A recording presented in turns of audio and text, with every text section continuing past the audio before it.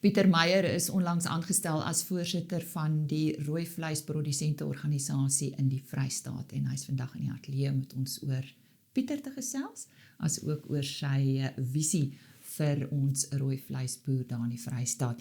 Pieter, ja, sê vir ons eers, jy seker 'n boer? Ja, ek het die, dankie dat ek hier kan wees. Ek het die voorreg om te boer. Ek het in 2016 plaas toe getrek, voordat het ek in Pretoria gebly.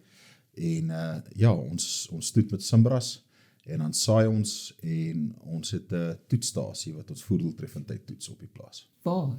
Dis in Lindley in die Vrystaat, in die Oos-Vrystaat. So ons kry lekker koud. O, natuurlijk. Hoe gaan dit met die rooi vleisprodusent in die Vrystaat, die persoon, die mens? Ek dink ons het nou 'n klompie jare van nogals groot uitdagings wat 'n klomp laste op die persoon self plaas. Die markte druk ons van posisies af waar dan is produksiekoste ongelooflik hoog. Dan is die feit dat ons prysnemers is, plaas ons het 'n druk op produsente. En dan die koste van kapitaal en ja, net al die onsekerhede in die marktoegang. So met produsente self, dink ek, het ons regtig uitdagings om seker te maak dat die volgende generasie kan sien om te boer. Dit is, jy weet, as kinders sien dat hulle pa sukkel om die druk te vat, is dit 'n uitdaging. Jy het marktoegang genoem, gesels met ons verder daaroor. Ja, marktoegang, die aard van ons ekonomie en die feit dat ons aan die onderpunt van Afrika is, skep vir ons unieke geleenthede. Ons is 'n redelike volwasse ekonomie, maar waar ons genoeg kwaliteitproduk kan produseer, meer as wat ons nodig het. En tot dusver tradisioneel was die uitvoermark met rooi vleis nie vir die kommersiële boer beskikbaar nie. Die groter verpakkers, die groter voerkrale, hulle kon daai geleenthede ontgaan. So marktoegang, dink ek, vir ons mark om volwasse te word en na die volgende vlak toe te groei, moet daar meer gelyke marktoegang vir al die produsente wees. Ons het 'n klomp werk om te doen om dit te bewerkstellig. En ek dink die wil is daar en ek dink die hart is daar. En ek dink almal verstaan dat jy weet, as die gety styg, dan kan al die bote lig. Jy weet, so hooplik kan ons saamwerk om dit te bewerkstellig. Hoe lyk die beeld van die RPO, dink jy, onder produsente en daar buite? Ja, dis nogals 'n belangrike punt daai, want daar's 'n klomp produsente wat negatief is teenoor georganiseerde landbou. RPO is maar net een van die organisasies. En hulle voel, maar wat doen georganiseerde of enige derde party organisasie vir my?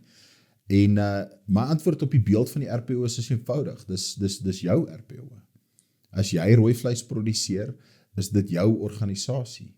En die RPO is dit wat ek en my medeboere daarvan maak. So ons het die geleentheid om insette te kan lewer. Ons het die geleentheid om markte vir onsself oop te sluit. Ons het die geleentheid om die bedryf in 'n rigting in te stoot wat vir ons tot voordeel is, mits ons dit ontgin en mits ons bereid is om positief saam te werk. Nou, jou voorsitterskap het nou maar eers begin en ek glo dit is vir 'n paar jaar. Is daar iets wat jy onmiddellik wil implementeer of verander of wat is jou visie? My visie vir die RPO Vrystaat is eintlik redelik eenvoudig. Ek het 'n behoefte dat ons weer begin saamwerk.